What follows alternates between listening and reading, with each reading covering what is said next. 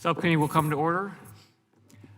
I ask unanimous consent that the chair be authorized to declare recess during today's hearing. Without objection, so ordered. I will now recognize myself for an opening statement.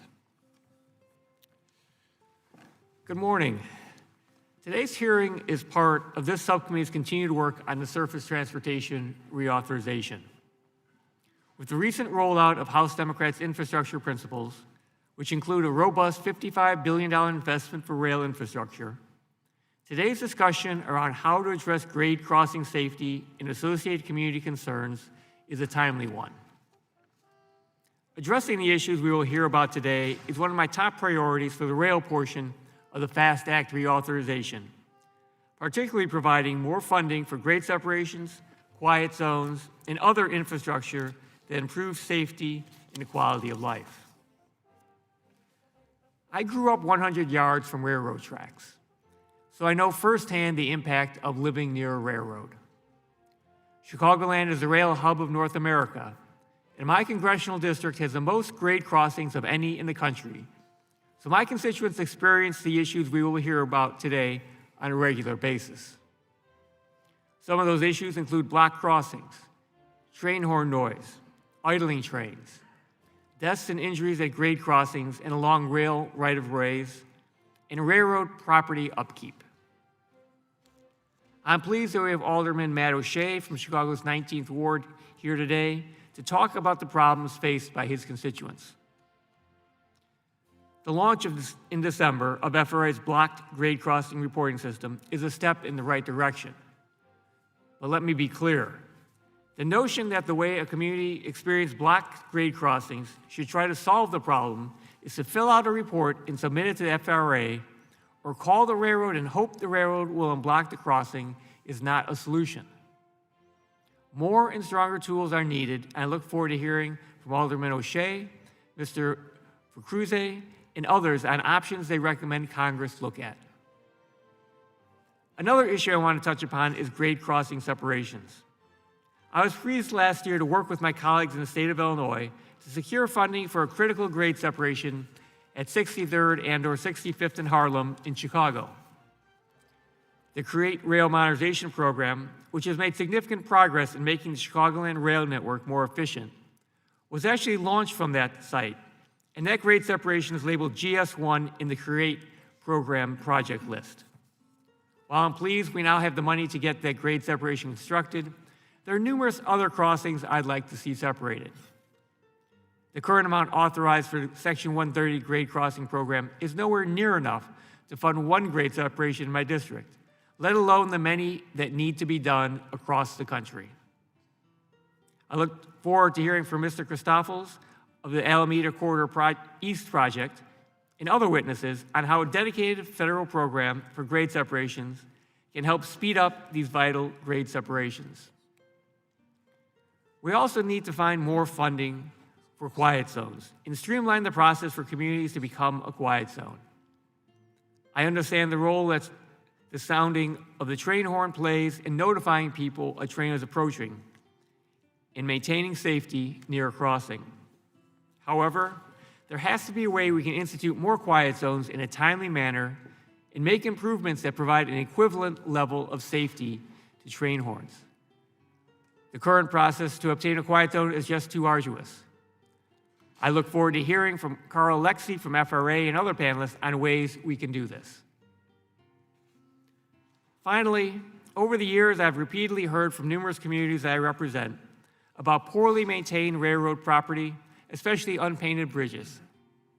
Railroads are just like any property owners in the community and need to maintain their property in a way that is reflective of the care and values other residents put in the community.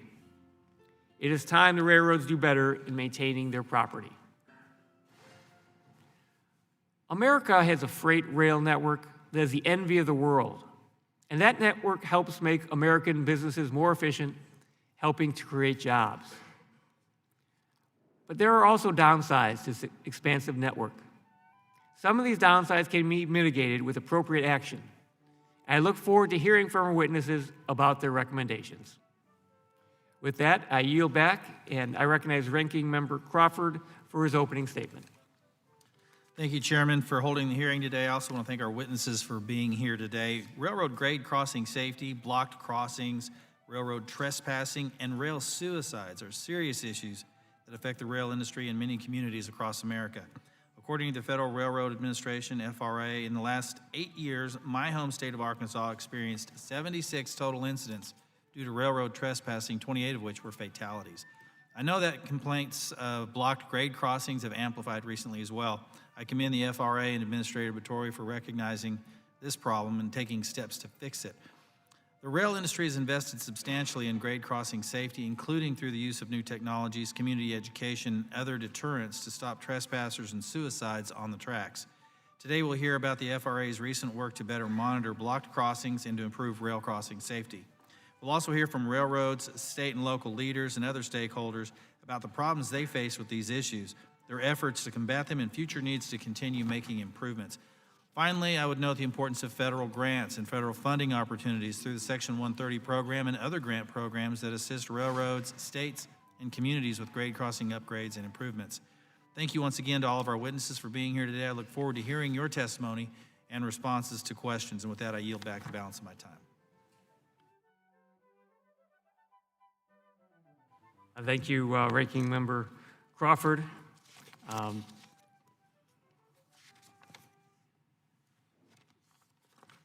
Just trying to find something here.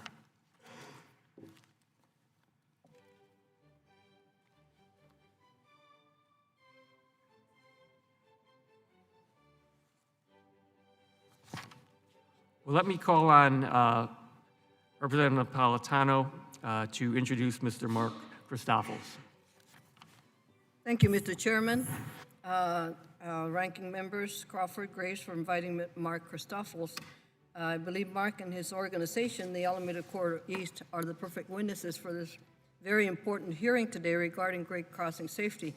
ACE was formed 22 years ago by 30 cities in my district and surrounding region for the sole purpose of improving grade crossing safety with grade separation projects and safety improvement projects. 30 cities banded together and identified the most important crossings to improve. They found the local, state, and federal funding that was needed and created their own construction authority to build these projects. They are only a few years away from being fully completed, and this is truly an incredible achievement that has dramatically improved the commute times and safety of our community, most of them in time and under budget. I want to thank the ACE Board of Directors and the staff of Mark Christophels, Paul Hubler, and all the team members who work on these very important projects. And thank you, Mark, for being here today, and welcome. Thank you, Mr. Chair. Thank you, and I would like to, from our panel witnesses, like to introduce Alderman Matt O'Shea. Matt O'Shea has been an alderman of Chicago's 19th Ward since 2011. He represents the communities of Beverly, Morgan Park, and Mount Greenwood in the Chicago City Council. Like many communities I represent, the 19th Ward has multiple sets of railroad tracks running through the community and knows firsthand the positives and negatives of railroads. During his time as alderman, Matt has focused on improving local public schools, stimulating economic development, and enhancing public safety. He has been a strong advocate for the 19th Ward in dealing with some issues that have come up with respect to railroads. He's also the chair of the Aviation Committee in the Chicago City Council. Matt is a lifelong resident of the Beverly Morgan Park community and currently lives there with his wife, Kara, and 3 children, Bridget, Patrick, and Eileen.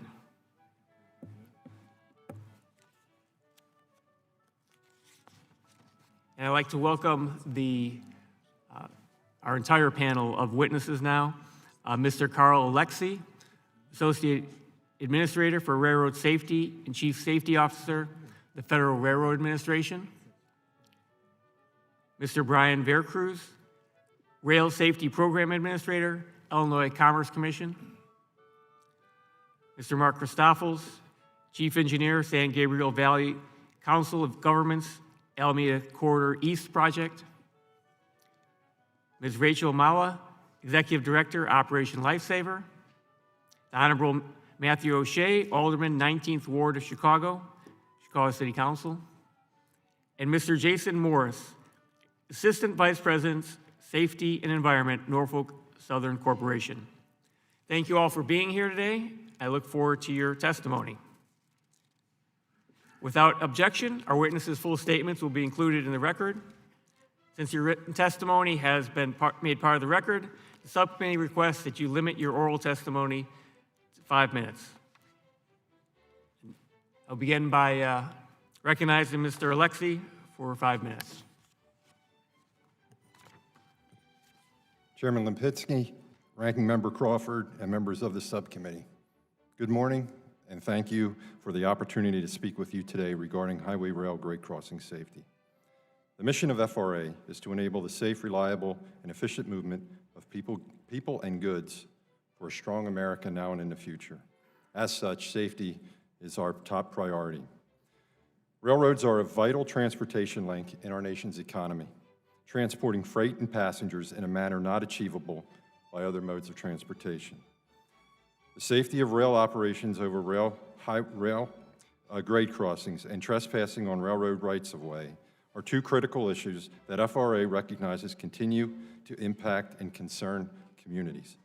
Trespassing on railroad property is the leading cause of rail-related deaths in the United States. Grade crossing incidents are the second. Together, these types of accidents account for 97% of all fatalities along the nation's rights-of-way. FRA believes these accidents and resulting injuries and fatalities are preventable. Grade crossing safety and trespass prevention are separate and distinct issues, yet they share two common factors. First, both are, with very few exceptions, a function of human behavior, including decision-making. Motorists may decide to disregard active grade crossing warning devices and maneuver around lowered gates, or pedestrians seeking a shortcut may cut across tracks. Second, of the stakeholders, railroads, communities, individuals, and regulators, none can solve this issue on its own. We need all the stakeholders to prioritize and address these issues. FRA is underway with implementing its national strategy to prevent trespassing on railroad property, developed in 2018. More recently, in November 2019, FRA developed and began implementation of a business plan to advance grade crossing safety.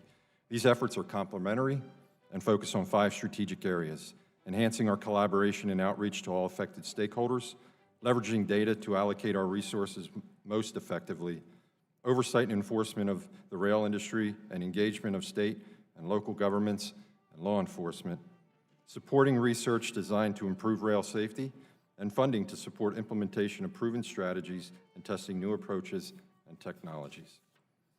FRA has worked to enhance the agency's collaboration and outreach to stakeholders on both grade crossing safety and trespass prevention through a series of listening sessions, summits, symposiums, targeted social media campaigns, and community site visits.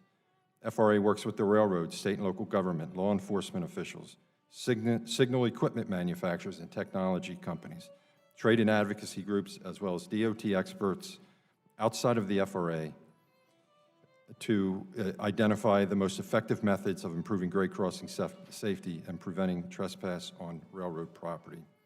To complement FRA's safety oversight and research initiatives, Secretary Chow and Administrator Batoria prioritize investment in grade crossing improvements through the department's various grant programs.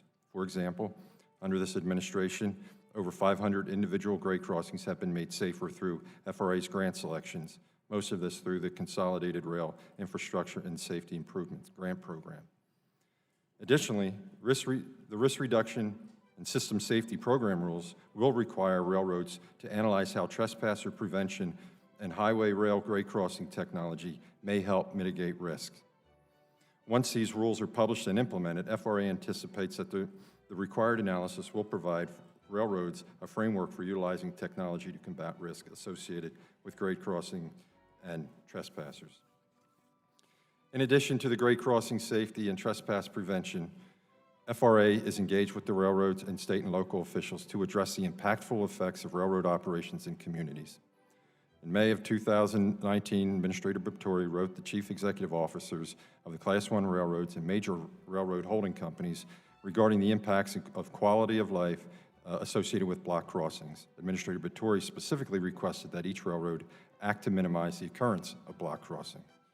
On December 20th of 2019, FRA launched a new online portal to collect data regarding the scope of the block crossing issue. The portal allows the public and public safety officials to report information on the location, time, duration, and impacts of the blocked crossings. This information will provide FRA with needed insights to the extent and consequences of these events. In conclusion, FRA remains committed to continuing to lead, promote, and strengthen efforts among stakeholders to increase awareness of grade crossing safety issues, the potential consequences of trespassing on railroad rights-of-way, and existing and potential trespass prevention strategies. Thank you again for this opportunity, and I look forward to taking your questions. Thank you, Mr. Alexi. Now I'll recognize Mr. Veracruz for 5 minutes. Good morning, Chairman Lipinski, Ranking Member Crawford, Chairman DeFazio, and all the honorable members of this subcommittee. I'm here on behalf of the Illinois Commerce Commission to share challenges facing us with our rail safety efforts at public highway rail crossings. We are very grateful for this opportunity. Illinois has nearly 7,600 at-grade crossings and over 2,600 highway rail bridges. Nationally, Illinois is only second to Texas in the number of crossings. With over 60 railroad companies operating on approximately 7,400 miles of track, our rail system is the country's second largest, including the largest rail freight hub in the city of Chicago, with 1,200 trains per day. In 1955, Illinois created the Grade Crossing Protection Fund to assist in paying for safety improvements at public highway rail crossings. To date, $991 million have been authorized under the direction of the Illinois Commerce Commission towards warning device upgrades, bridges, and many other safety projects. We have seen significant accident reduction over the long term with all of our partners from the communities and railroads. However, in the last 10 years, we have seen accident rates plateau and in even certain instances creep a little higher. Our state funding, along with federal funding sources, provide an opportunity to complete many more projects, as well as address safety concerns that have demanded our attention but have lacked solutions for a variety of reasons. As I highlight 3 main areas of concern today, there is no doubt that funding is needed, but it alone will not suffice. Loss of shunt is a primary concern for the state of Illinois, where the crossing signal and warning devices have failed to properly detect certain trains. With advances in diagnostic tools, it was determined that this problem, which is infrequent and difficult to isolate, is not unique to Illinois. In response, extensive testing is ongoing with adjustments made to warning devices, signal systems, and train speeds. Further work is planned. Ultimately, though, we believe there is a need to push towards and fund the next generation of positive train control that activates warning devices and provides for more functionality in train signaling. Block crossings present another significant public safety concern that creates serious access problems for communities and help to create unsafe behavior at crossings. We have seen pedestrians crawl through trains and motorists drive around loaded gates to avoid long delays, as well as other concerns. We've also received complaints from our citizens and first responders. This has increased with the rollout of the FRA's block crossing reporting website. We have found changes in rail operations that have aggravated existing conditions or create new impacts where crossings are blocked consistently for 10 minutes to multiple hours, and in rare and frequent cases, we've had days. Railroad personnel inexperienced with an area, insufficient rail infrastructure, mechanical breakdown, regulatory requirements, and train length are the reasons typically found in our inspections. Block crossings in Illinois have also been well documented in cases before the Surface Transportation Board when approval is requested for a railroad sale, lease, or other transaction. We believe the reports required from railroads and STB dockets provide the most valuable information relative to operations, length of train, block crossing, and the status of warning devices. In 2008, the Illinois Supreme Court ruled that an Illinois statute prohibiting the blocking of a crossing was unconstitutional and preempted by federal law.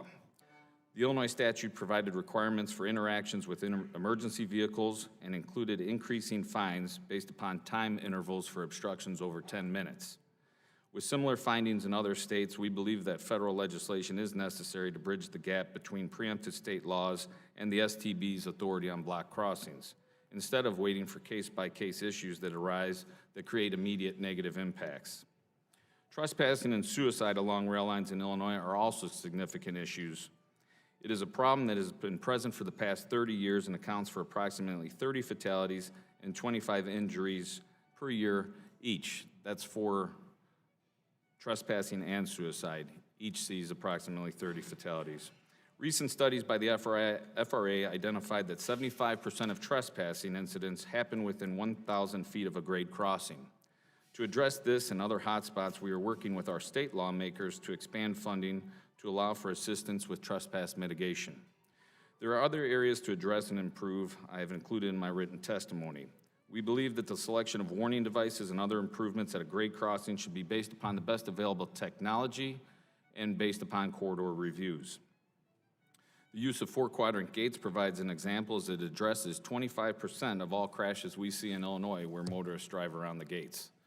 Also, for project development, we see challenges for communities in meeting funding match requirements, and we have experienced what appears to be a pullback by many railroads in providing resources to address public works projects. Further, some railroad requirements regarding project scope, cost, design, agreements, and operations during construction have led to requests that may not coincide with the needs of a specific location. Thank you again for providing me this opportunity to highlight the activities and concerns in Illinois. While I represent the Illinois Commerce Commission, I am also a member of the Association of State Rail Safety Managers, which includes 30 states plus the District of Columbia. While Illinois has many unique operating considerations, the concerns I've discussed today are common across much of the country. Thank you. Thank you, Mr. Veracruz. Now recognize Mr. Christoffels, 5 minutes. Good morning, Subcommittee Chairman Lipinski and Subcommittee Ranking Member Crawford and distinguished members. We appreciate the opportunity to share almost 2 decades of working towards essentially zero tracking on railroad crossing improvements. I have an exhibit up there. What I'm going to do is quickly go through the what, the why, the status of our project, and of course the funding. This map identifies where we're located. We are the Southern California, or San Gabriel Valley Council of Governments, a joint powers authority of 30 cities located in the eastern part of LA County, representing almost 2 million residents. It's the green area shaded on the map that's before you. As you can see, you have the 2 ports of LA and Long Beach, major port destination for the entire nation. 40% of anything imported by water into the United States comes through those 2 ports, as well as 25% anything exported from the United States exits through those ports. Most of those cargo containers are put on rail, and as you can see, we'll travel up towards Los Angeles and then head due east through the San Gabriel Valley. We typically see anywhere between 100 and 180 trains coming through.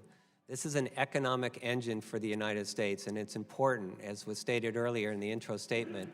Goods movement and what we do here is essential to our competitiveness, but we also have to realize that these rail activities have consequences for the local communities. If I could have the second exhibit, please. This is what happens when you combine an intense rail traffic activity in a very heavily urbanized environment. And as you can see in the upper left, we get rail stacking.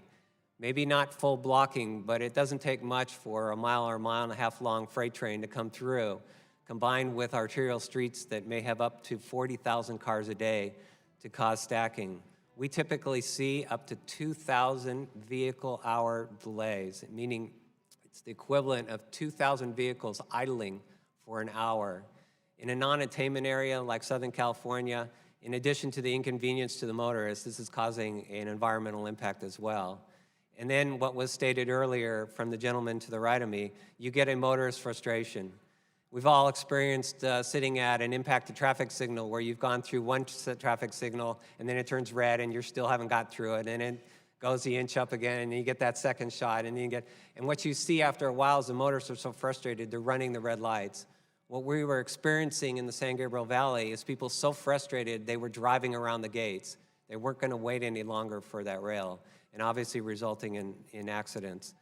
On the lower right, we have the issue of pedestrians. A lot of these railroads cross areas where school children have to get back and forth between their schools. That in itself causes an issue as schools, as the children are desperate to get to class on time. And then on the lower left is something that's not spoken of much, and that would be your vehicle response. Lives are lost due to accidents on these crossings, but lives are also lost due to the inability of our first responders to get to a response call in a timely manner. Here you see a paramedic unit waiting for a slow-moving train. I will share in this particular instance, this had to call for a backup unit for an emergency response on the other side in a different city. Fortunately, the individual that had called for service was responded to in a timely manner. Could I have the next slide, please? This is a blow-up of our area. We have 55 crossings located within the San Gabriel Valley. What we've been doing for the last 20 years is improving these crossings.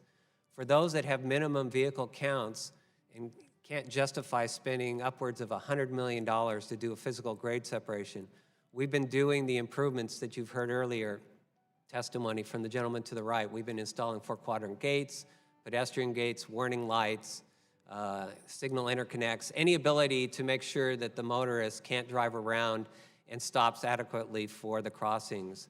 19 of these, due to heavy vehicle volume, justified physical grade separation. Right now, we have completed 14 of those 19. I have 3 in construction and the remaining 2 in design. The total cost for this has been $1.8 billion in funding. And we are well on our way, as stated by Grace Napolitano, on completing this ambitious program. I have to credit the 30-member agencies to start this program 20 years ago to realize that rail traffic was going to increase substantially and everything that they had been witnessing was going to increase dramatically. And they had a lot of foresight to go and start this very ambitious program to increase rail safety. We do get calls from all the way across the nation as they're now experiencing something similar, especially in Chicago, and asking, how did you guys do it? Where'd you get the funding? How did you get all of this organized? And we're proud to share those experiences with you. What I'd like to talk a little bit is about the funding. Obviously, to implement a program this ambitious requires a lot of funding. When we first started, we were getting federal funding up to 80% of the cost of these grade separations. I can tell you today, the federal contribution to our grade separations is down near 15%. The federal funding allocated to this type of program activity has diminished and can't keep up with demand. During the last infra call for projects, the DOT will tell you that there was upwards of $12 in applications for every $1 that was available. That tells you what kind of increasing demand we're having out there to physically separate our rail activity, our commerce activity from the individual cities that are being impacted. And I want to emphasize that we look at a lot of our infrastructure funding on increasing the ability to move goods from point A to point B, but sometimes we have to take a step back and say, at what price are we doing that? Are we mitigating the impacts of what we're doing? I can increase the rail activity, I can put my throughput in there, but these cities that are being impacted by the delays caused by the increased rail activity, we need to make aware that we have to mitigate that. We have to go back and grade separate these crossings so that those individual communities won't experience what I showed you earlier in those photographs. And the problem that we see and we've experienced in the LA area as the greatest impacts on these communities is in the most heavily urbanized environment. And if you think about an area like LA, 1/3 of my project cost is land acquisition. You're in a heavily urbanized area that's fully developed with skyrocketing land costs. On a $100 million project, I could spend 1/3 of that money on land acquisition. When you look at the benefit-cost ratio of us competing nationally for funding in a program that will fund grade separations, we don't rank very well because our costs are so extraordinarily high compared to the normal measure of benefit, which would be vehicle prevention of accidents and that sort of thing. And one of the things that I would ask that this Mr. subcommittee— Christophels, if you can wrap up, we can come back to some questions. Sure. Would be to look at the funding opportunities and to increase them. With that, thank you. Thank you. Now recognize Ms. Mao for 5 minutes. Chairman Lipinski, Ranking Member Crawford, and members of the subcommittee. You pull the microphone closer. Thank you for inviting me to testify about Operation Lifesaver, Inc.'s ongoing work to save lives at grade crossings and along rights-of-way. My name is Rachel Male, and I have been Executive Director since November of 2018. Operation Lifesaver started in 1972 in Idaho and quickly expanded to other states around the U.S. The national office was established in 1986. OLI is the only nationally recognized nonprofit leader of rail safety education. Our mission is to save lives by empowering the public to make safer choices near tracks and trains. We do this through a network of active programs across the country in each state and through public education and awareness campaigns. Our safety partners include federal, state, and local government agencies, highway safety education, America's railroads, and railway suppliers. Together, we promote the 3 E's: education, engineering, and enforcement. OLI's funding comes from federal partners, private sector contributors, including Class 1 railroads and railway suppliers and foundation grants. About 64% of our funding is from federal resources. Private partners account for 31%, and foundation grants contribute 5%. The heart of OLI is its grassroots network of state program directors and volunteers in 45 states and the District of Columbia. Our volunteers are out in their communities every day. We educate people about how to safely navigate grade crossings and to never use train tracks as a shortcut pathway. Our 2018 annual report shows that 1.6 million people were reached directly across the United States in over 20,000 Operation Lifesaver presentations, training classes, and events. All of these efforts are free of charge and given in the interest of safety. Our primary federal partners are the Federal Railroad Administration, the Federal Highway Administration, and the Federal Transit Administration. One of the most visible results of our federal partnerships are the competitive rail safety grants that OLI awards to state Operation Lifesaver programs, commuter railroads, and rail transit agencies. In 2019, OLI used FRA funding to award rail safety grants through a competitive process to 13 state programs, including states that rank among the top 15 for grade crossing and trespass incidents. Last year, OLI used FTA funding to award competitive rail transit safety grants to 10 agencies in 8 states. This federal funding truly is making a difference in communities across the nation. Funding from the Posner Foundation of Pittsburgh allowed us to extend the reach of these federally funded projects. While we're making great strides in reducing crossing collisions, which have fallen by 82% since 1972, it's still a startling fact that every 3 hours in the U.S., a person or a vehicle is hit by a train. That's why rail safety education is so important still today. One example of how OLI's awareness is making a difference is through our Rail Safety Week, held each year the last week in September. This year, Rail Safety Week will take place Monday, September 21st through Sunday, September 27th in the U.S., Canada, and Mexico, making it truly a North American effort. OLI's efforts act as a force multiplier, leveraging federal funds for greater impact. Since 2017, we have awarded a total of 29 federal FRA competitive state grant funds for more than $400,000, with a return of more than $1.4 million to states and communities.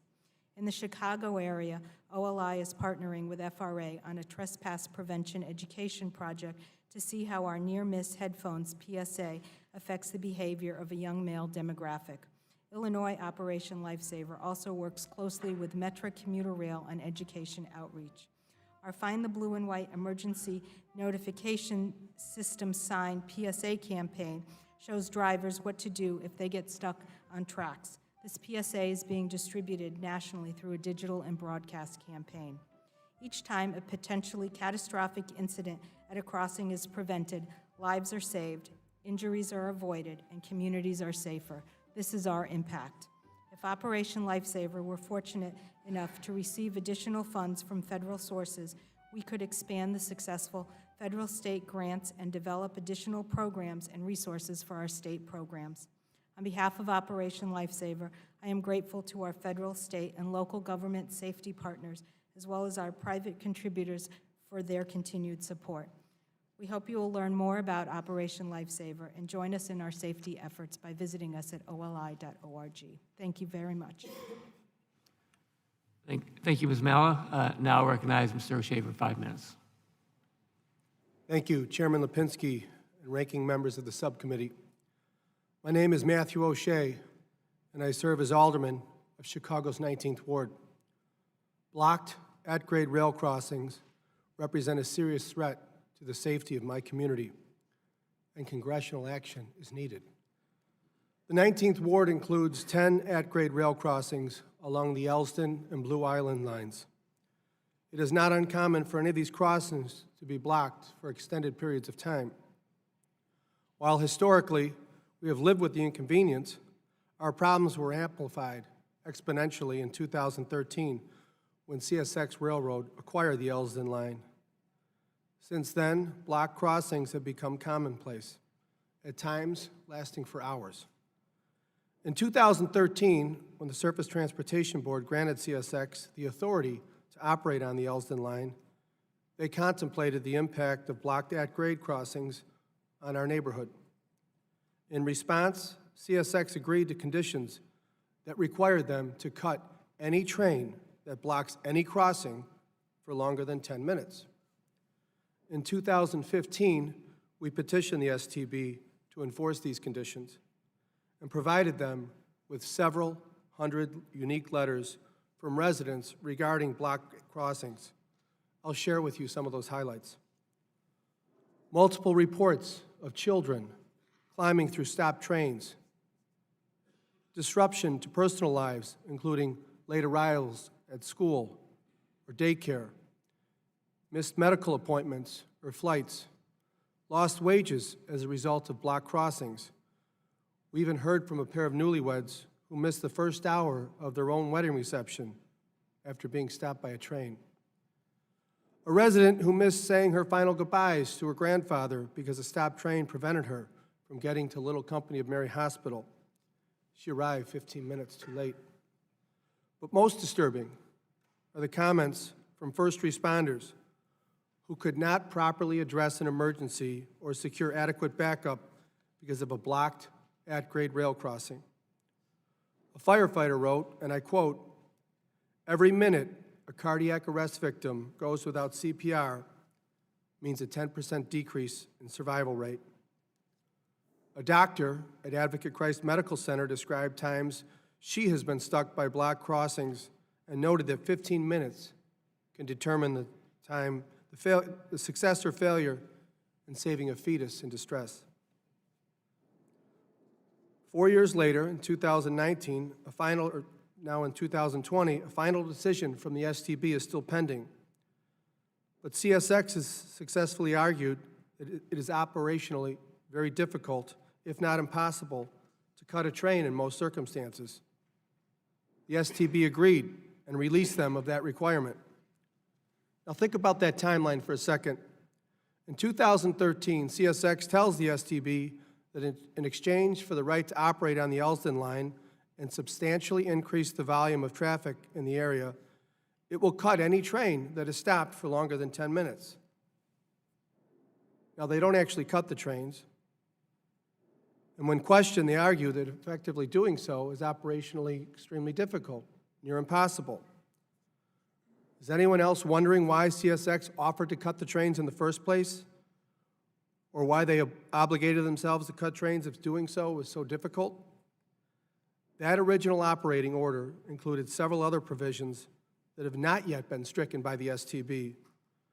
The most important of which is to install closed-circuit video system at both Advocate Christ Medical Center so staff would know when a crossing was blocked and could better coordinate with emergency vehicles. Advocate Christ is the only Level 1 trauma center that serves the southwest side of Chicago. It's also the busiest trauma center in the entire state of Illinois.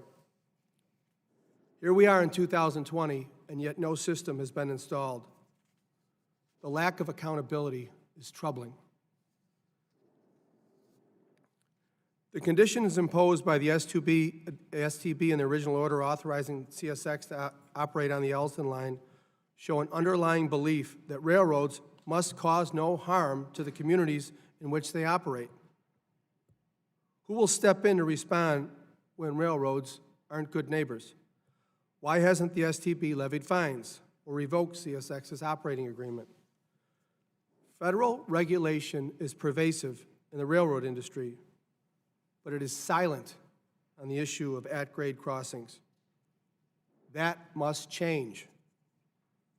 Without action by Congress, this situation, both in my community and all across our country, will only get worse. Local communities are not equipped to police these matters. Congress is. I traveled today from Chicago here to Washington, D.C., seeking your support. Help me address the problems on the Elsdon line by signing on to a letter asking the STB to mandate a video system at Advocate Christ Medical Center. Second, enact simple, common-sense regulations requiring all trains to clear at-grade crossings in 3 minutes or less, and establishing a penalty system for any at-grade crossings blocked for 10 minutes or more. I appreciate your time. Thank you. Thank you, Alderman O'Shea. I'll now recognize Mr. Morris for 5 minutes. Mr. Chairman, members of the subcommittee, good morning and thank you. My name is Jason Morris. I lead the Safety and Environmental Department at Norfolk Southern Corporation, and I appreciate the opportunity to provide the subcommittee with NS's perspective on the importance of grade crossing safety and addressing community concerns. Our industry has been around a long time. NS's earliest predecessor began operations in 1830. While our industry expanded through most of the 19th century, the rail system in the U.S. was fully built out in about 1916, when railroad route miles began to shrink. Since that time, the communities we serve have continued to grow up around us. Population increases around rail corridors, combined with explosive growth in route miles and vehicular traffic, have created a network of grade crossings that present challenges. There are over 200,000 grade crossings in our country, and collisions at these crossings, along with trespasser incidents that are often nearby, account for over 90% of rail-related fatalities. Although crossing accidents per million train miles have declined by more than 75% over the last 40 years, the accident rate and the accident rate adjusted for both train miles and vehicle miles traveled has actually improved 17% since 2007. We should not become complacent. Behind these statistics are human beings, and we are committed to continuing a push to zero incidents. We also recognize that as we conduct our operations through grade crossings, those operations can have community impacts, especially in higher growth communities and those where land use planning has not accounted for the presence of rail corridors. Grade crossing elimination and consolidation projects are the surest means of avoiding crossing accidents and occupied crossings. Finally, trespassing on railroad property is also of great concern. Enforcement and education are key to reducing the rate of trespasser deaths and injuries. Addressing these issues will take all levels of government, industry, labor, and non-governmental organizations. I'd like to give you a few examples of initiatives that NS has undertaken in these areas with partners. Last year, we began utilizing Waze technology and its unique advertising platform to test a novel approach to increasing crossing safety awareness. We were able to target audiences with crossing awareness messages where they need them most, in their vehicles. We were also able to avoid distractions by guaranteeing that these notifications would only go to stopped vehicles. Since the project commenced, the technology has reached more than 3 million drivers. More importantly, there have been no collisions in the targeted locations. We also have been enthusiastic partners with the Indiana DOT's Local Tracks program. This program provided $125 million for grant opportunities to Indiana localities interested in pursuing high-priority rail safety projects. Local Tracks has encouraged partnership among the governments, private business, and railroads to increase safety, improve mobility, and enhance quality of life. NS and local communities were successful in identifying more than 20 crossings that could benefit from separation projects and are moving toward completing construction by the end of 2024, in this great example of industry and government working together. As for trespassing, NS Police warned and removed about 12,000 trespassers from our tracks and property last year. While enforcement efforts are essential, NS plays an active role in promoting rail safety in our communities through education. Through the Trespasser Abatement Program, or TAP, NS Police hold events across our system to educate people about the dangers of trespassing. In addition to TAP, NS Police will teach a course in 2020 for local law enforcement officers that focuses on safety and techniques for investigating collisions involving trains and vehicles. Finally, we'll continue to provide safety training to first responders through our Operation Awareness and Response Program, or OR. Our OR Safety Train will conduct an 18-stop tour across our system in 2020. Congress can be of great help as we work toward further improvements in grade crossing and trespasser safety and minimizing the impact of avoidable grade crossing occupations. I've set forth several recommendations in my written testimony regarding the importance of Section 130 program funding levels and sources, the use of technology, and the essential role public education plays, including the work of Operation Lifesaver. NS is committed to operating the safest, most customer-focused, and successful transportation company in the world, and that includes tracking towards zero accidents and incidents. We will continue to work cooperatively with all stakeholders to achieve these aims and to ensure the North American railroads remain the envy of the world. Thank you. Thank you, Mr. Morris. We will now move on to questions. I'll begin by recognizing the chair of the full committee, Mr. DeFazio, for 5 minutes. Thank the chair. Thank him for holding this important hearing as we work toward service reauthorization, which will include a robust rail title. Mr.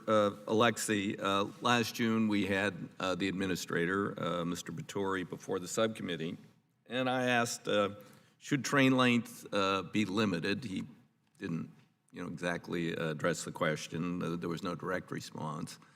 In fact, later he indicated he didn't think, there was much problem with 3-mile-long trains with one-person crew. But he did later say that the FAA should not become involved with block crossings because such authority is currently with states municipalities. Well, clearly because of a series of state court decisions and preemption, they can't do anything. So that's kind of a non-answer. But then apparently in recognition there might be some sort of a problem, he did later write and say that there should be some action on this issue and urging the freight railroads, and then you reinforced that in December. What steps have been taken by freight rails since that time?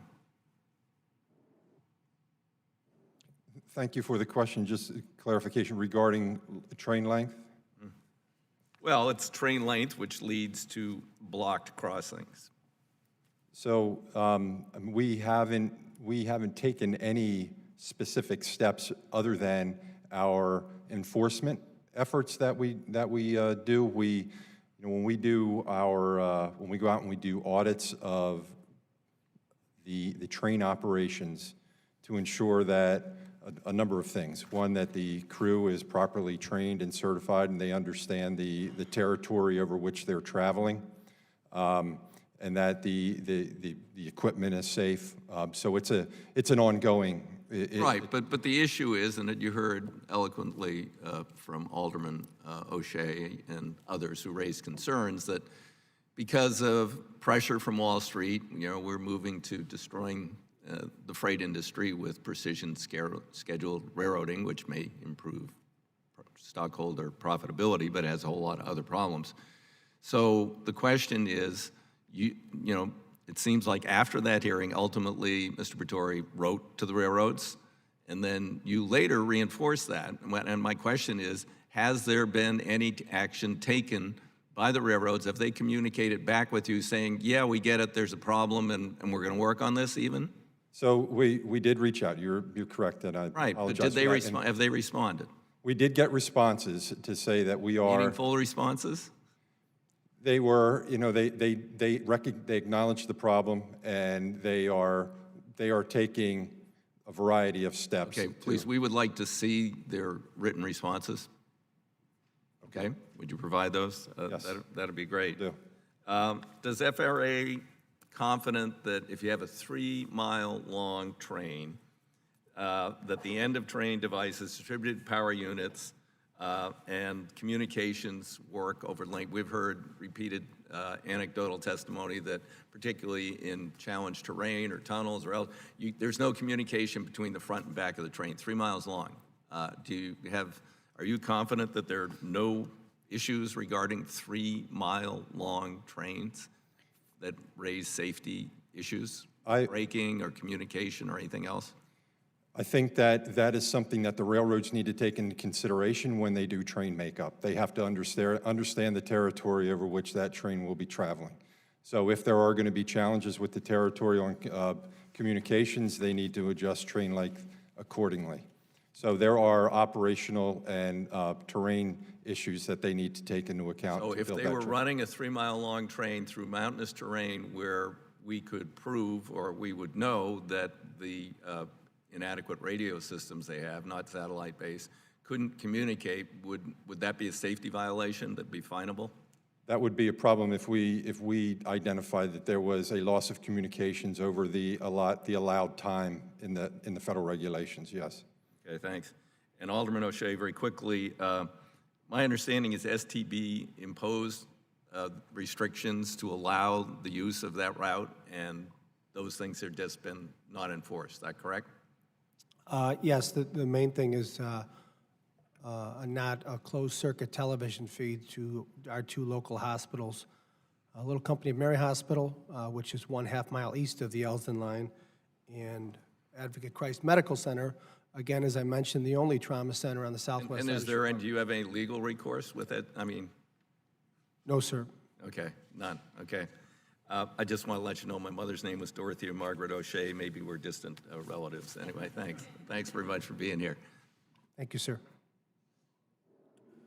Chair will now recognize Ranking Member Crawford for 5 minutes. Thank you, Mr. Chairman. Mr. Morris, I have a question for you. We've heard a lot of testimony this morning about the impacts of grade crossing issues, safety issues, certainly block crossings and so on, as applies to urban environments. I have some questions about how this impacts rural communities. Certainly, we're affected by that too. And one of the other challenges we face in rural communities, like the district that I represent, is we don't have the resources, the funding to actually address those issues. What are some ways you might suggest that railroads, state, federal governments, and Congress, in fact, can help ensure that rural communities are able to address that issue? Well, thank you for your question, Congressman. I think it's a great point. Obviously high-density areas, there are going to be community impacts, but those community impacts can also occur in rural areas. I think there are some great opportunities and examples where we've had some success. One, a Layton, Alabama project where we were able to work with the Alabama Department of Transportation on a project what we were able to do is take more of a corridor, larger area approach and get changes in crossing configuration, including the installation of active warning devices at some public passive crossings, modifications for flashers to flashing lights and gates at another public crossing in the area, closures, and put in a siding extension that not only increased network capacity, but allowed us an area for a train to stage where it would not impact any public grade crossings. I think when we look to projects like that, when you can take an area, and this goes to one of the recommendations made in the written testimony, that the work of this committee to continue to advocate for federal policy to incentivize states to bundle projects, grade crossing projects, into a single grant application, and some of the other written testimony of people on here about clarifying who's eligible for those. I think those are steps that when we look at Build, Infra, and CRISI can allow you to start to, we'll say, create a force multiplier. Because particularly in rural areas, the solution to one community's problem may be able to spread out and hit several other communities. I think as we improve our ability to say, hey, this could be a larger issue, and the solution may involve more than just one small community. Thank you. I yield back. I'll now recognize myself for 5 minutes, and I will begin talking about the block crossings. And Alderman O'Shea gave some compelling examples of the impact. I want to ask Mr. Veracruz, can you expand on why you think a federal block crossing law would be effective, in what would you recommend in terms of that law, and what would the impact be on the railroads with this? Currently, we've had a number of examples where we've been able to work with railroads successfully to change operations, as Mr. Morris said, and try and alleviate concerns. But it's not under a direct process or something that would give the ground rules for that discussion. And sometimes we've seen where the concern then ends up on a different section of the line. So especially for change in operation locations, I believe that the use of a federal law to identify how this is supposed to be investigated, whether it's by FRA inspectors, state certified inspectors, or others, and how we communicate and coordinate with the railroads should be defined. For locations where we have continuous blockages and we haven't been able to come up with a successful solution, then a penalty structure similar to what we've seen in other state statutes for time where we get over the 10 minutes and above.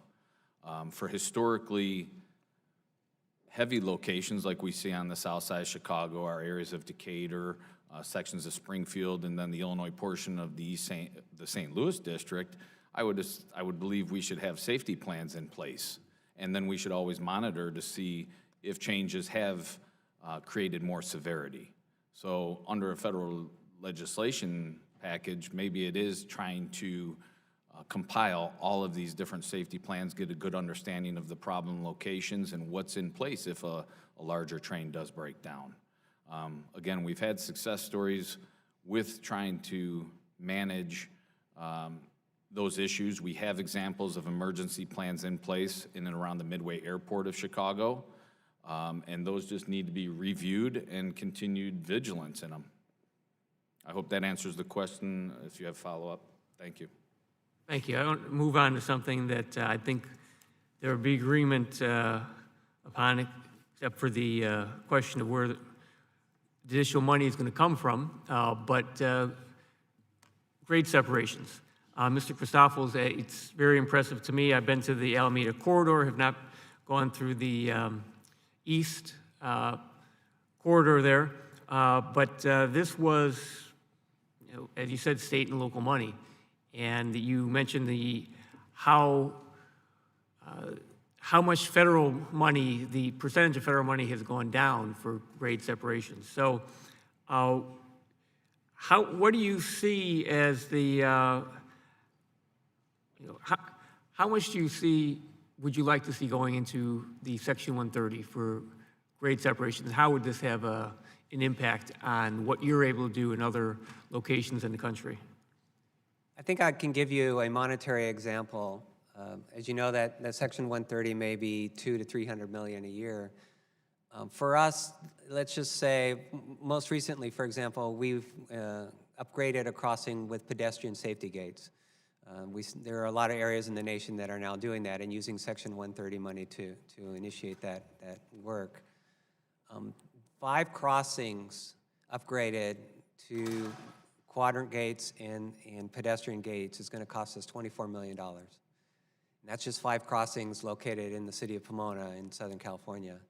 You multiply that across all of the crossings across the United States that could use similar improvements, and you realize how far that Section 130 money actually takes us, which is not very far at all. As I stated earlier, the demand so far exceeds the funding availability that we have out there. And there is only so much that local agencies can contribute to those type of improvements. There's only so much that local residents are willing to tax themselves because it's a trade-off, obviously, for other things that they would get taxed for. And, as I stated earlier, much of this mitigation, it revolves around interstate commerce, national good movement, and I think it's beholden upon the federal government to increase the amount of funds that go into that Section 130 program to address this issue. Thank you, and I will not abuse my role as chair and go into another question because my time's up now. So I will now recognize Mr. Babin for 5 minutes. Yes, sir. Thank you, Mr. Chairman, and thank you, witnesses, for being here. Appreciate it. Continuing to improve safety at our highway, rail, grade crossings is vital and life-saving significance. I hope in response to this hearing, we reaffirm our shared commitment on the state, local, and federal levels to ensure that trains move safely and efficiently, and that we work to minimize conflicts in the communities in which they operate. Given that U.S. freight shipments are estimated to go only up in numbers, it's imperative that we continue to invest resources, innovation, and partnership into this space, as seen in dedicated Section 130 program funding over the years. And Mr. Morris, I'd like to ask you, what sort of technological advances is Norfolk Southern or other railway companies that you can speak on behalf of embracing to enhance safety and efficiency at our railroad crossings? Well, we've already talked about our Waze initiative as one, and first off, I'll say thank you for the question. I think technology is going to be a big part of our advancement.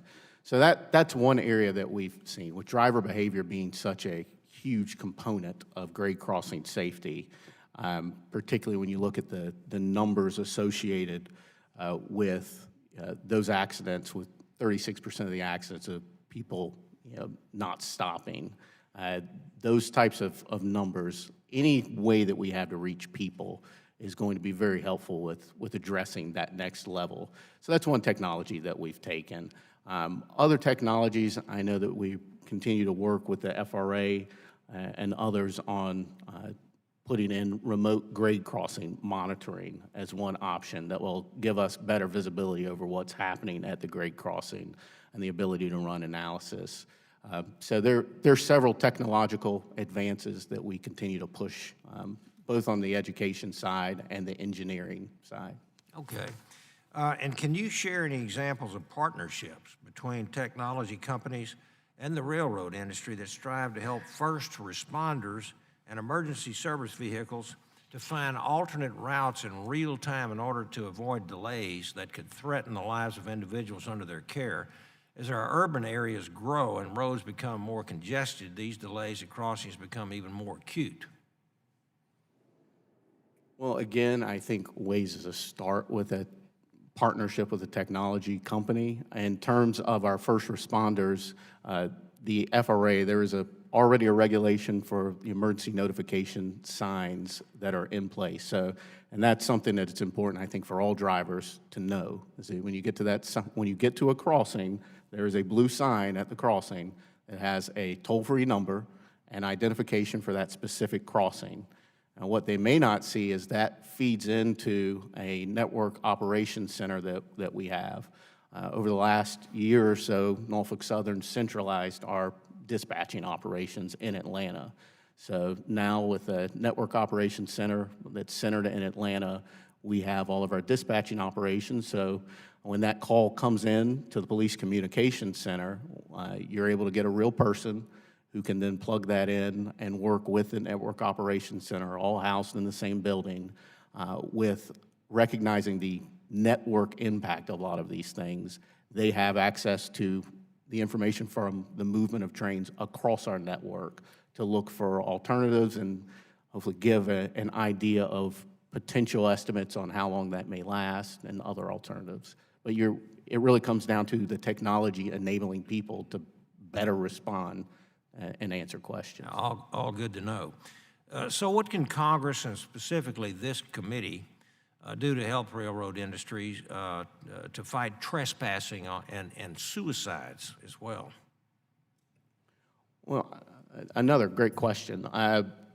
Trespassing is, of course, a big concern, and I think you've hit on one of the, I won't say hidden facts, but I don't know that we really understand the true scope of the suicide issue with trespassing, because it is likely rather underreported. So the FRA is already, I know their work with Volpe, Dr. Gabri has come in and worked with not only industry, but Operation Lifesaver and others to help us better understand as we work to address trespassing and some of these other issues of safety to make sure we understand the impact that may have on suicide and that we're not doing anything to increase the problem. So I think education, not just for us, but for the communities, is a big deal and a big help. I would say, and as we put in the written statement, Operation Lifesaver is a crucial ally to the railroads and to government in how we work to some of these issues. So the recommendation about increasing their funding, I think that's something where you can put in a little and get a lot. Thank you so very much. And my time's expired, so I yield back, Mr. Chairman. Chair will now recognize Mr. Malinowski for 5 minutes.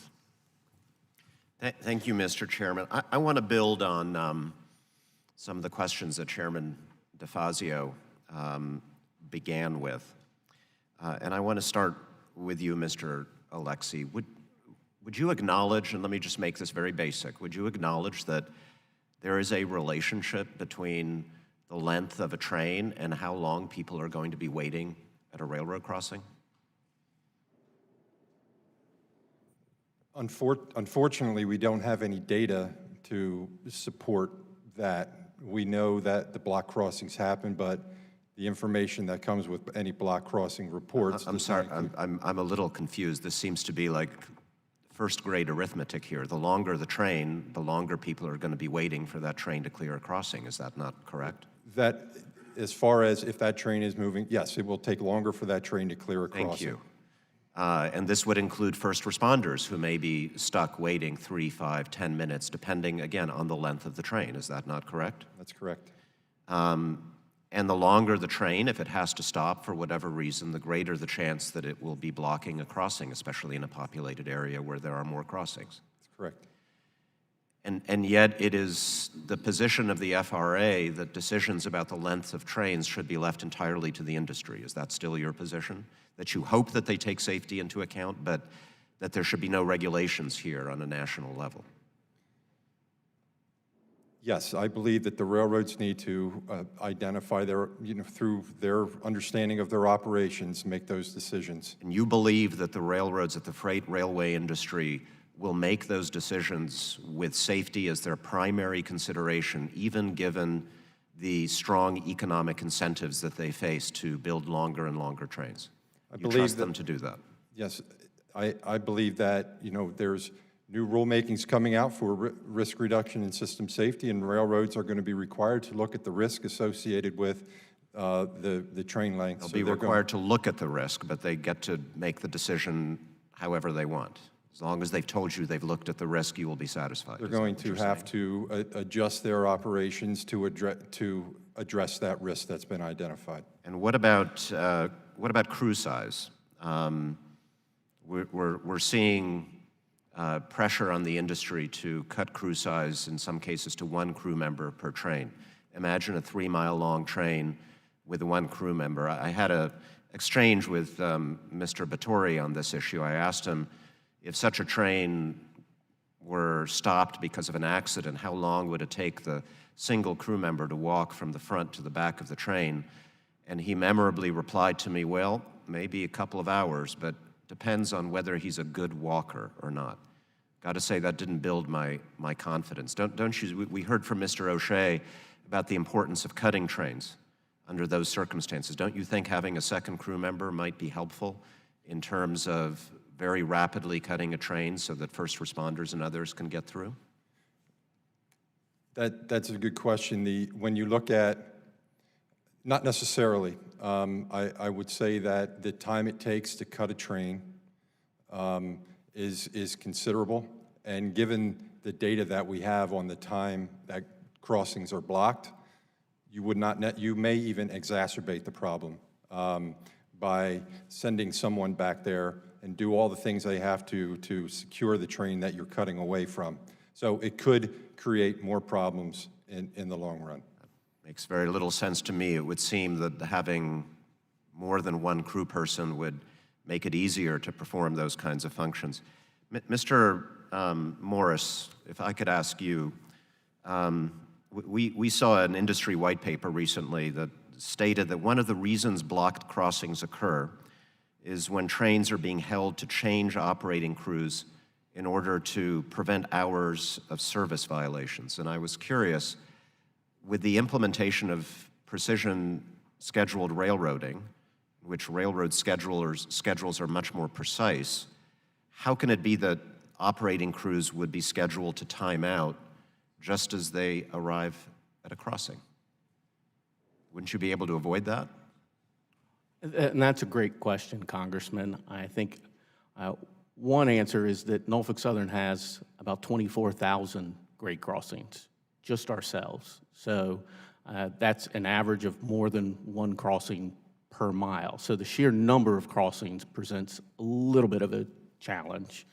And that's another great point that you made in terms of the scheduled railroading. We hear a lot kind of about downsides. I would think that is one improvement of knowing where people are supposed to be, when they need to be there, what they're going to do. That's why it will be helpful as we get more information to look at the baseline impacts. Thank you. I yield back. Chair will now recognize Mr. LaMalfa for 5 minutes. Thank you, Mr. Chairman. Thank you, panelists, for being here today. I'm going to direct my questions to Mr. Morris and Mr. Alexie mostly here. So, we all, I suppose, in a way, struggle with the at-grade crossings and some of the challenges that they provide, but also the flexibility they allow. So, what I hear about in some of my Northern California areas is that, especially private crossings, at-grade crossings, that railroads like to perhaps close them down so they don't have the headache of a safety issue or whatever. And I think that the more we close down at-grade crossings, whether they're private crossings that go into a processing plant or a family farm or just a home or whatever, it makes it harder on somebody for not having those availability. And if you were to close more at-grade crossings just in town, that means you now have to go a different route just to get over. I don't think there's enough money in the world to build split crossings to accommodate everything. So, I know there's a tension here on figuring that out. But Mr. Morris, what do you see as the best strategy, I think, to accommodate the need for them, but also achieve a higher safety factor? And then what is it on the education side? Do we just need smarter people that know how to use railroad crossings and take the normal warnings of looking both directions and things like that? I mean, as I look at these, and we've had the issues again in my district, some of them have no cross arms and all the other mechanisms, and those are probably a gazillion dollars to put in. So is there a way to put a simpler, just maybe a simple red light that would be activated at a private crossing or a small crossing without the high expense? What can we do in order to keep more at-grade crossings in rural areas, not have them eliminated for convenience or for less lawsuits or whatever, but still achieve a safety factor that would be maybe more acceptable than what this committee is talking about today? Another great question, Congressman. One of the recommendations that we've made, and we'll address it kind of engineering and education. From an education standpoint, one of the recommendations that we made is that this committee and others should really encourage the Motor Carrier Safety Administration, FMCSA, to evaluate their current driver education programs for commercial drivers to see how effective they are. And the second part of that recommendation would be to then take the lessons learned from their evaluation and move that over to encourage the National Highway Traffic Safety Administration to encourage states to incorporate more grade crossing safety training in their driver education programs. I mean, simple things of stop, look, listen, the meaning of crossbuck signs to make sure people understand it. I know when I'm driving with my children, it's that's one thing that you would do, is just point out to them what the proper behavior is. I'm sorry, I'm limited on time here. So is there a push by railroads and other railroads that you know of to close more and more at-grade crossings, or do they try to maintain? Because again, in rural areas, the more you close, the farther you have to go to get around them. And when you have a train blocking a crossing, and in my town, you just you just turn around, you go back up. Sometimes it's a dirt road, but you go up a mile and then you find a way to cross. I mean, you kind of have to know that that's part of commerce too. So again, what's the balance on closing them and dealing with stop trains in rural areas? Well, sir, the safest grade crossing is a closed grade crossing. It's to limit the interaction. What we try to do, and in keeping with the recommendation that the closure incentive be increased from $7,500 to $100,000, was really a reflection of the work that we try to do. When we go in a community, we're trying to give answers and options on, so it's not just close a crossing, it's maybe it's a redundant crossing, and by a little bit of roadway work, we can close that crossing, route traffic to another crossing, then create one crossing that won't be occupied unnecessarily. So it's a match, and it's a whole lot easier for us to go in and say, take our $100,000, and for that to be turned into $200,000. There's a lot larger impact than that $100,000 that we give just going up to $107,500. So that's linked to that increasing that contribution. Yeah, okay, well, the 5 minutes flies by here. Just in a lot of cases, closing crossings is an unacceptable option too, and be really detrimental to rural areas and rural processing plants and things like that. So I don't want to see an overreaction because, people can't figure it out. So thank you, I yield back. Mr. Paultano. Thank you, Mr. Chair. Mr. Christopoulos, the public agencies needing cooperation of private freight railroads. What are the challenges of working with private railroads when trying to construct a grade separation, and discuss the bureaucratic problems, delays that end up costing taxpayer and associated problems? Thank you for the question. Obviously, we've had almost 20 years working with railroads on trying to improve their crossings. And yes, sometimes getting their attention on a taxpayer-funded project to get them to respond in a timely manner has been challenging. We're not necessarily their highest priority. Obviously, moving freight is their #1 goal, and we're considered at many times an inconvenience to them as we try to move forward on these grade separation projects. We've had several instances where we've had major delay claims from our contractors because the railroad couldn't respond in a timely manner to some of our construction projects, costing perhaps millions of dollars at times. I'd also like to talk a little bit about their contribution. Right now, the railroads by federal statute are required to contribute 5% to a typical grade separation project. Just so you know, in the state of California, that's 10% if there are no federal funds. We have deliberately defederalized projects in order to increase the railroad's contribution on some of these projects.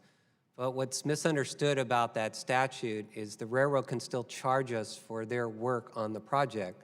For example, if they have a flagman or they have a rail crew that will be part of the construction activity, the net contribution, for example, on our $1.8 billion program has been less than 2% by the private sector. And in many cases, it's actually a negative because by the time I paid them for their crew activity or other services they provided in conjunction with the building of these projects, and then I look at what they were required to contribute, we've actually participated more in funding them than they have in us in these projects. And I think that's something that this subcommittee and Congress in general should take a look at.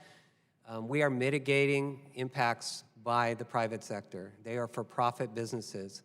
And we need to take a hard look at times at what kind of contribution we should get from these entities in mitigating the impacts to our local communities. How long has it been since it's been the 5%? Pardon me? How long has the railroad? The 5% has been in statute for a long time, and it has not increased. We will be working to improve the Section 130 program. What role does FRA and federal government play in regulating grade crossing and their related projects? And can policy or federal regulations be improved for addressing grade crossings, safety, and related projects? What are the changes for improvement that you recommend? Well, I think a lot of my fellow panelists have spoken about what might be done on the FRA to improve crossing safety. Our experience has been relatively positive. We do have some quiet zones, which we have worked very closely with FRA on in implementing them for the communities once these improvements are put in place. But, one of the big issues for us as well is the block crossings. There was the discussion earlier about a 3-mile train. You can imagine in a community like ours, that's 6 crossings that would be simultaneously obstructed by a 3-mile train. And what you get and what you have to understand is that in addition to crew changes, they're looking for passing sidings, looking for a clearance track. And when their passing tracks were designed for trains that were only half a mile in length, the rest of that train has to sit somewhere. And where it sits, of course, is on active crossings. And so as the train length and train volume increases, we see more and more of our crossings getting blocked as they're waiting for that passing opportunity on their overcrowded system. And even technology won't correct that. So I just wanted to share that with you, that we've seen that, and I think FRA needs to take a hard look as train length is increasing, what that will mean on, especially in an urbanized environment where you have very close proximity of your crossings. There are no opportunities for a motorist to veer off onto a different street to get by this particular train. Thank you, Mr. Casafos. Mr. Alexi, in December 19, last year, the FRA pointed out that there are no federal laws or regulations pertaining to block passage. Why is that? I can't speak to why there is not a regulation. There is a regulation about if the unnecessary closure of a crossing with the signals being activated. So there is that. If there are switching operations that are causing the signal to, or the grade crossing to close and unnecessarily block that crossing. But I can't speak to is why there is not a regulation about occupying a crossing. Would you agree it's time for a change? I think that is something that's we should certainly look into. I think it's a difficult thing to regulate. I think there's a variety of issues that need to be taken into account. There are regulations that the railroads already have to adhere to, and prohibiting the blockage of crossing may then contradict compliance with those other regulations. And also, this is a potentially difficult regulation to enforce. Thank you, Mr. Chair. We'll submit questions for the record. Mr. Balderson. Thank you, Mr. Chairman. Thank you, panel, for being here. Mr. Alexi, for the first question, the FRA recently awarded funding to 4 law enforcement agencies to address railroad trespassing enforcement. Your findings show a significant reduction in trespassing incidents in these 4 local jurisdictions. How do you think these funds helped reduce railroad trespassing, and does the FRA plan to expand this program so more law enforcement agencies can crack down on trespassing incidents and improve safety? So thank you for that question. Yeah, we have seen the benefit of having these law enforcement liaisons that work with law enforcement and to train them, to spend time out there educating the public, working with judges for the prosecution of violations to make the local law enforcement understand how important it is that they do enforce the local trespassing rules.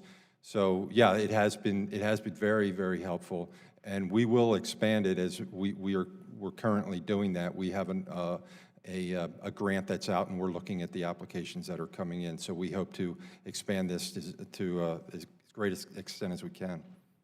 Thank you very much. Mr. Morris, thank you for being here this morning, and I know that you've discussed this a little bit this morning, but I just want to get into it a little bit deeper because we are dealing with Ohio, and that's my home state. But in your testimony, you discussed Norfolk Southern's partnership with the Waze, navigation app. I see from your testimony that Toledo, Ohio, is one of the pilot projects targeted. While I don't represent Toledo, I'm interested in how we can expand this technology across the Buckeye State. Can you discuss how this program has been successful, and does Norfolk Southern have plans to expand it to other parts of its network? Yes, sir. Happy to discuss it. Our pilot project really It started in March of 2019, and the idea was to utilize the advertising aspect, the targeted advertising aspect of Waze. So Toledo was one of the areas. There were 7 crossings that we wanted to target, and what we do is set up a geofence around the area that we'd like to target. When a motorist uses the app and they're inside of that geofence, you get an advertisement that pops up, an awareness message from the railroad. That allows us to reach not only those that may go over the crossing, but those that are generally in that area. It only pops up when the vehicles stop, so we could kind of sidestep any issue or thoughts about distraction. We are planning to continue the campaign because we found great success in those areas. The idea is to kind of take that total market saturation, expand it not just in the number of locations that we're targeting, but also taking the message and potentially, I guess you'd say, specializing the message for the area or for what we're finding in that specific area, and then linking in on the back end for those who want to save it for later or click through, more in-depth messaging about Norfolk Southern, about grade crossing and trespassing awareness, and really link that into our overall grade crossing awareness campaign. And that would match with the efforts that of our Operation Awareness and Response Train. As we go around the communities, we've added a grade crossing safety component to that to go along with the education that we provide for first responders, for hazmat and accident response and those issues. Okay. Thank you very much for your answer. And Mr. Chairman, I yield back my remaining time. Gentleman yields back. Thank you, Mr. Payne. Thank you, Mr. Chairman. Mr. Alexi, I wish, we kind of talking in hypotheticals pretty much for this discussion, but I wish I was still speaking hypothetical, but, frequent cause of fatalities at grade crossings is a driver trying to make it across a railroad crossing before an oncoming train arrives. Sadly, there were 2 fatalities just last month in New Jersey when a train hit a car in the railroad crossing. It's unclear if the driver was trying to cross while the train was oncoming, or if there were other circumstances. However, I believe the FRA should be giving states all necessary resources to enhance grade crossing safety to minimize fatalities. Can you elaborate on what assistance the FRA is offering to help states prevent deaths from motorists entering grade crossings in the path of oncoming trains?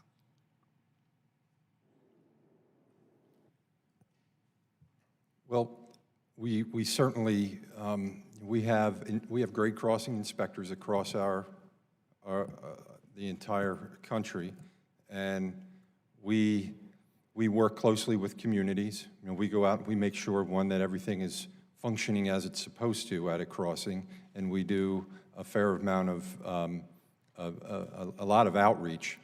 But as far as what we're giving to states in particular, as far as the Office of Safety, which is my office, I'm not familiar with anything in particular other than what we do as far as our enforcement and outreach efforts. So the only resources are in outreach, and is that correct? I think there's probably more, there's additional resources in our grant program that if localities want to apply for CRISI grants or those types of grants, that they certainly can. So FRA in general does. Those are readily made available. The communities know of these grants? Yeah, they're publicly, they're announced and they're out there. Okay, all right. Mr. Morris, key component of grade crossing safety is ensuring that grade crossings are not blocked by oncoming trains for extended periods of time. What is Norfolk Southern doing to reduce the risk of blocked grade crossings and improve grade crossing safety overall? Another very good question, sir, and I can understand the interest of everybody, and that's why we appreciate being a part of this hearing. I think one of the things that we continue to stress is just the partnership with the communities that are out there. With the emergency notification system coming in, we get, when we get a report, it's routing that through to the appropriate people to understand what's happening and understand why, and then evaluating to see if there are repeated instances. So I think there's a difference in handling on a case-by-case basis. A one-off versus something that appears to be happening repeatedly are going to be handled differently in evaluating, hey, what is the proper course of action here? And as we've already indicated, sometimes it's an engineering answer, sometimes it's an education answer about where we can stage our trains, sometimes it's an education answer with the community about specifically what's happening.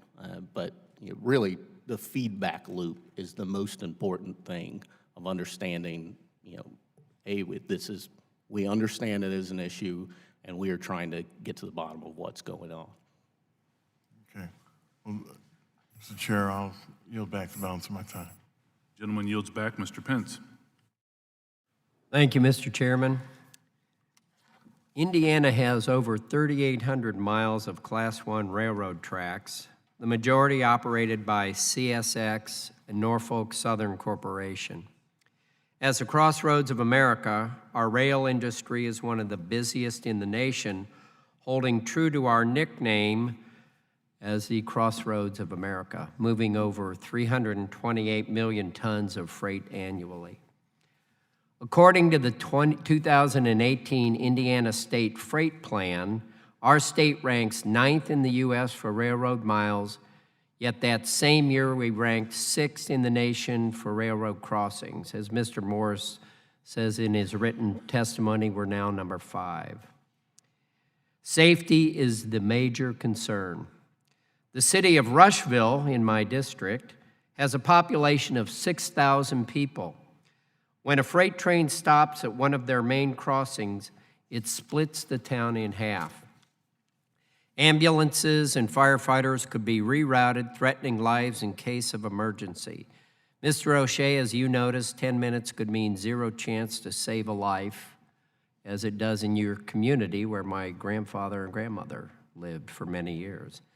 In Muncie, Indiana, the Tillotson crossing splits a local neighborhood from Westview Elementary School, and you're not going to believe this, but maybe you can. I have received calls from constituents and local officials in Muncie who have witnessed children climbing under and around the train to get to school. I'm sure we can all agree that that's a major safety concern. Mr. Morris, we are grateful that Norfolk Southern vowed to work with Muncie Indiana Transit System to address this specific problem. In addition, I'm pleased that in Rushville, CSX joined a task force with local officials to reduce stoppages and the impact on their community. These are both great examples of industry and government working together to improve grade crossing safety and minimizing avoidable stoppages. Mr. Morris, I appreciate that you highlighted Indiana's local tracks rail overpass program, a public-private partnership grant program created by Governor Holcomb in 2017 to enhance railroad intersections with local roads. Regardless of these ongoing efforts, my office, and I know my colleague and fellow Hoosier Representative Carson, our offices are inundated with calls about problems that our constituents encounter in rural communities.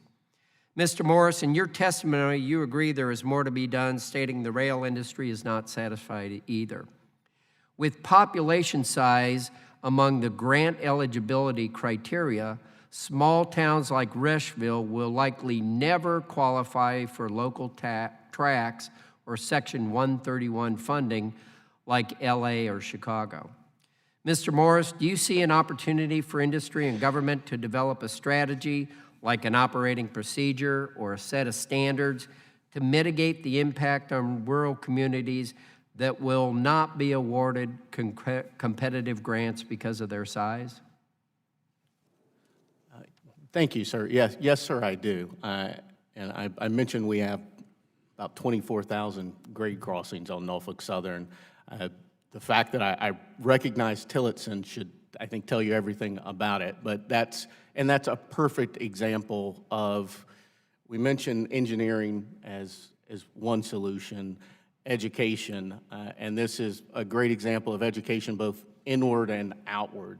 That was a situation where we were actually able to kind of take that feedback, look at the operation, get a sense of what was creating the issues, and by adjusting the locations of pickups and setouts of customer freight on 2 trains operating in the area, adjusting some of the timing of some of our more irregular local trains that were operating on less of a scheduled time, we think that we have addressed that issue. But I think that's a perfect example of where it goes to, some of these issues really, they start to get very complicated because it can create a cascading effect if you're trying to fix it by pulling on the wrong lever. And that was a perfect example of getting kind of the safety people, our operating folks together and saying, hey, what gives? And you should see that decrease. But perfect example of education works both ways. Thank you all for being here. Mr. Chairman, I yield back. Chair will now recognize Ms. Norton for 5 minutes. Thank you, Mr. Chairman. I appreciate this hearing. But I have an interest in railroads and trespassing and the statistics that show that people are often killed by walking the railroads. This is a kind of romantic notion of walking on the railroad tracks.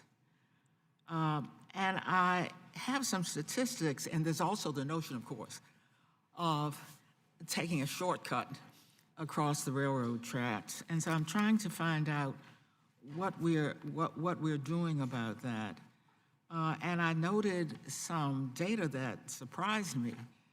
Up to 500, 400, between 400 and 500 casualties, or I'm sorry, fatalities, perhaps many more injuries than we know, because only the casualties, I believe, are reported. Now, I appreciate that the FRA has looked at the statistics, done a lot of research, and come up with some notions like educating the public. I'm more interested in one of their ideas about law enforcement and policing and fines. I recognize that would take some work, but when you have that number of fatalities, it seems to me it's worth the work. Now, I do note the interest, therefore, in warning signs and medians and signage generally. Are there, I suppose this question could go to Mr. Veracruz, Mr. Christophs, or Alderman O'Shea, or all of you. Are there any, what work is being done that you know of, and are there grade crossing projects that may be ineligible for the federal funding 130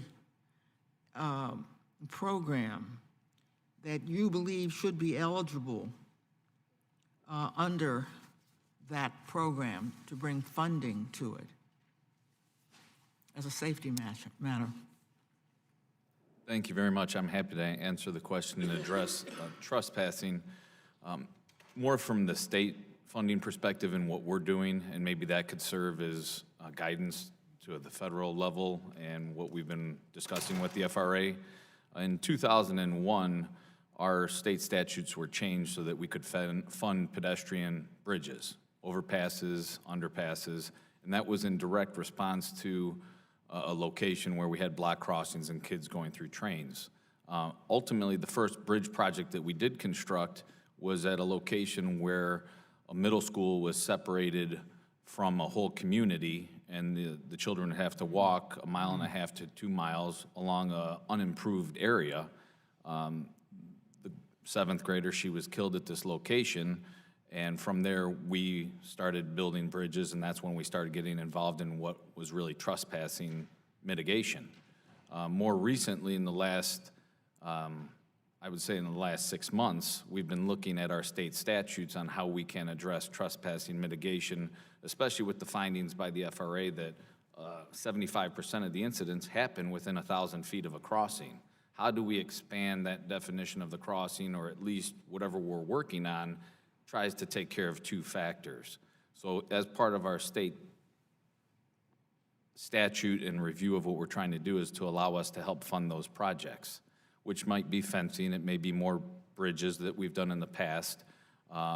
We know how to do those things. I think the bigger challenge is how do we make it for law enforcement so on their normal patrols and their normal day-to-day operations that we integrate it? How do we use technology, whether it's radar systems or other detection modes for trespassers going off of the crossing, and then provide that information to law enforcement in a usable way?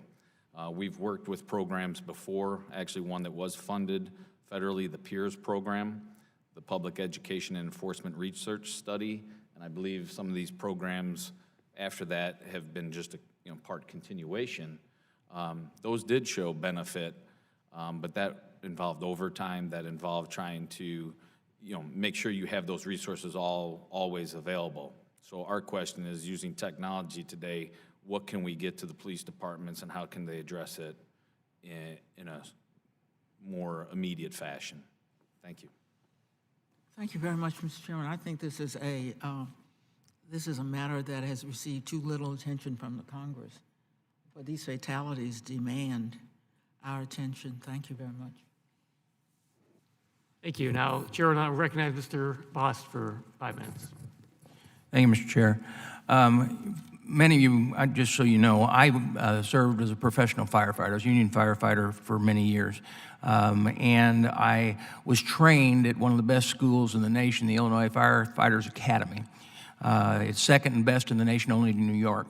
Now, part of that training, and let me tell you, you can look at me, it was a long time ago, the training dealing with hazmat spills, whether it was train or whether it was other transport, and or dealing with fires on those type situations was a pretty intense training. And then, and I'm not joking about this, is actually some of the training, then we had what was known as the COP test.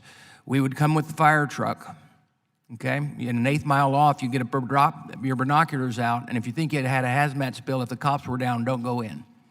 That really was part of it back then. Now, things have changed since then on how training goes. But that being said, we're trained on a lot of things. And just recently, we had a train derailment right in my district, and there was a fire. And fortunately, no lives were lost, and no property was destroyed except for the damage to the train that occurred there. That being said, Mr. Morris, how are you working? Because I was in a fire department that we had professional training because we were paid by the city could afford that, we could be afforded to be sent to the best training. How are you working with our rural area first responders on trying to make sure that they're trained to the level they are that can assist to be the responders they need to be? It's a very important issue, and Norfolk Southern's approach has been to, as much as possible, take the training to the departments, and that is the operation awareness and response training that I mentioned, and the stops across our system. With those 18 stops, that's really, we have an 18 stop tour scheduled for 2020. This is something we've done for years. We pick areas across the system, we let people know that we're coming, and then that training is provided free of charge to first responders to let them know what they need to know when it comes to dealing with hazmat, and to let them know resources that are out there. The industry has put a lot into developing technology resources, like the Ask Rail app that's out there from the railroad industry and available for our first responders, to where you can actually log in and at the click of a button, get a better understanding of what is in the consist. And not only that, but it routes you out to some of the emergency response guidelines, such as your clear distances and evacuation, your isolation distances, to let you know more about that particular commodity and the dangers associated. Beyond that, we fund scholarships, again, on the industry level, to our CERTSI program out in Pueblo, Colorado, that's run in collaboration with TTCI. To give an even more in-depth training where people leave that training HAZWOPER certified. So I think the industry would agree that it is very important for our first responders to have at least some familiarity with the different commodities that we're moving and how to appropriately respond in an incident. I'm glad you mentioned the app, and I'm glad technology is being dropped in there, because whenever I was firefighting and I was responding, you had a book in the glove compartment, and then you had to go with the number and the description and find it, and it had all that information. But in today's technology, a firefighter can en route, hopefully, be able to get the information. So the other question I have here, and I've just got a short period of time, but so when you say you notify the communities, you just go down your existing rail and say, okay, this is a community that hasn't been trained yet, boom, that's when we're gonna, and then you reach out to the local law enforcement and or first responders, or how does that done? We have hazmat officers located around our system, and hazmat officers and environmental operations officers that really a lot of them are former first responders, and they have partnerships and relationships with the communities. It's on our website. It's also a link to it from our website. I don't think it's on the actual Norfolk Southern. It's a separate website that you can get to from there that will allow you to get the information. And I believe it's joinnsor.com. That's in the written testimony as well. So people can go to that and get more information about where those events are, when they're coming. Thank you very much. With that, Mr. Chairman, I yield back. Chair now recognizes Mr. Carson for 5 minutes. Thank you, Chair. Mr. Morris, in your testimony, you asked for increased federal funding for the Section 130 program. How has your organization invested in improving grade crossing safety, and how does fiscal year 2020 projected spending compare to previous years? Another very important topic, which is Section 130. I think it's at $245 million for 2020, and our recommendation that it be maintained at that, if not increased, as we moved into the future. It's important to realize that we're not just asking for this money and not investing anything ourselves. The railroad industry spent hundreds of millions of dollars a year on our infrastructure maintenance as a directly connected to grade crossings. Norfolk Southern itself spends $30 to $40 million a year maintaining warning devices, and we're reimbursed under $2 million for that work. So it's an ongoing effort. I think when we look to Section 130, what we're looking at for those projects are projects that can have an outsized influence. These larger grade separation projects where we think we can solve a lot of issues in collaboration with localities and others to really have a larger impact. So that money's not for little things. The $245 million or more that goes into that, I think you can see from the other witnesses, there's an outsized impact of what goes into that. Thank you, sir. Mr. Veracruz, your testimony states that 4 quadrant gates should be the goal of efforts to install, renew, and significantly change crossings. What safety benefits do 4 quad gates offer railroads and communities, and do barriers exist to installing these gates? Thank you very much.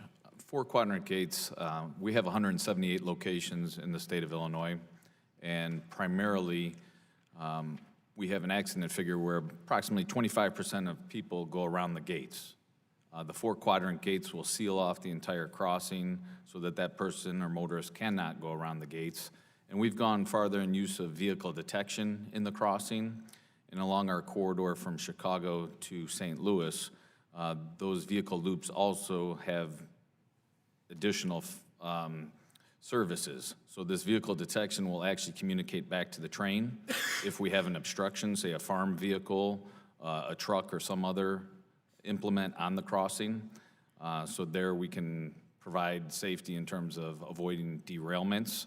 Our passenger trains, those passengers on the train did not go around the gate. We need to find a way to address all of their concerns, but four quadrant gates to us provide the best available technology that solves about what we see, 25% of the accidents, and if we were not to look at that, we've not looked at all of our engineering solutions. And as such, we found a great benefit in accident reduction through that area. Thank you, sir. Thank you, Chair. I yield back. Thank you, Mr. Carson. Now yield 5 minutes to Mr. Davis. Thank you, Mr. Chair. I appreciate the opportunity. I apologize I missed opening testimony and some of the other questions, so I'm going to keep my questions to more of a local level issue. And Mr. Veracruz, good to see you again. Thank you for being here. I've heard from one of my good friends, Mayor Chris Coos in Normal, Illinois, for those of you who have not been there. It's issues regarding rail blockings. I understand his office has been in close communications with the rail company, which really is key to addressing these local level concerns. And as we draft the next surface transportation bill, what can we as legislators provide you in Illinois to make sure our state is the safest in the country when it comes to rail crossings? Thank you very much, and good to see you too. With the rail crossings, I think in terms of block crossings, we would like to see a plan in place as far as when operation changes occur, how are these to be addressed? If there's a continuous need to address the block crossings, then are we looking to infrastructure plans, and how do we fund those plans? How do we get all the parties together and formulate what is a coordinated effort before it happens? That would be a primary goal. After that, expanding past the normal area, loss of shunt issues and trying to go to the next development of positive train control. Right now, we still have track circuits that were derived from the late 1800s. That's the underlying technology that's used.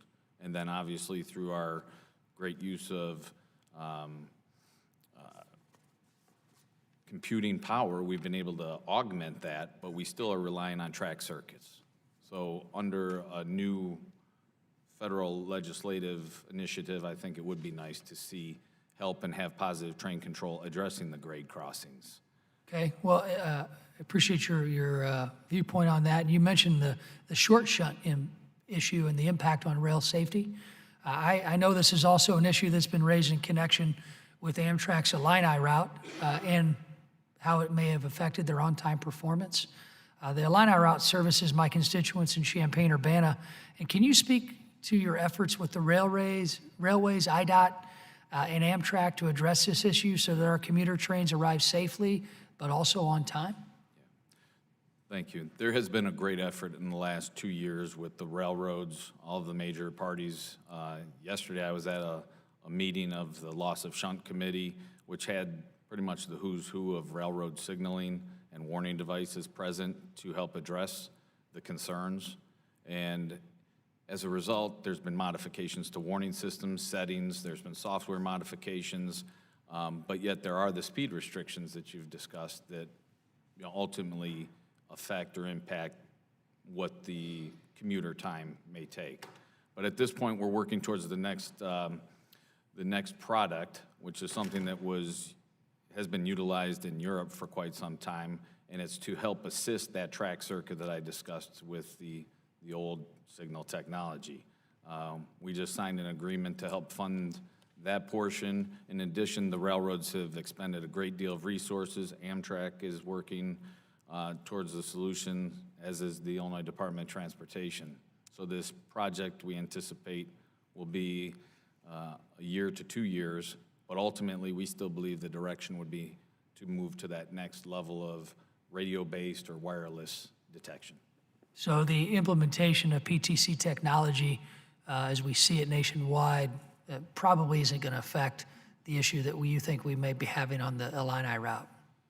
Correct. It does not address the at-grade crossings, and my understanding, it doesn't solve the loss of shunt concern. Okay.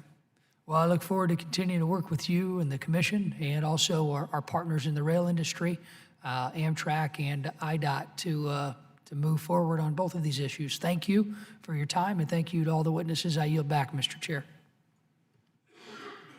Thank you, Chair, and I'll recognize Mr. Garcia for 5 minutes.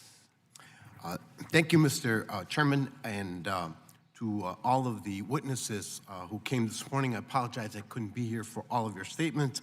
I had a bill up in a neighboring committee, but I'm glad to see not one but 2 witnesses from Illinois here. Thank you, Alderman O'Shea and Administrator Vercruz. And of course, it makes sense that we have great representation from the Chicago area at today's hearing. Chicago is America's transportation hub with over 7,400 miles of railroad tracks and thousands of rail crossings. We're quite familiar with rail and all the positive and negatives that come with it.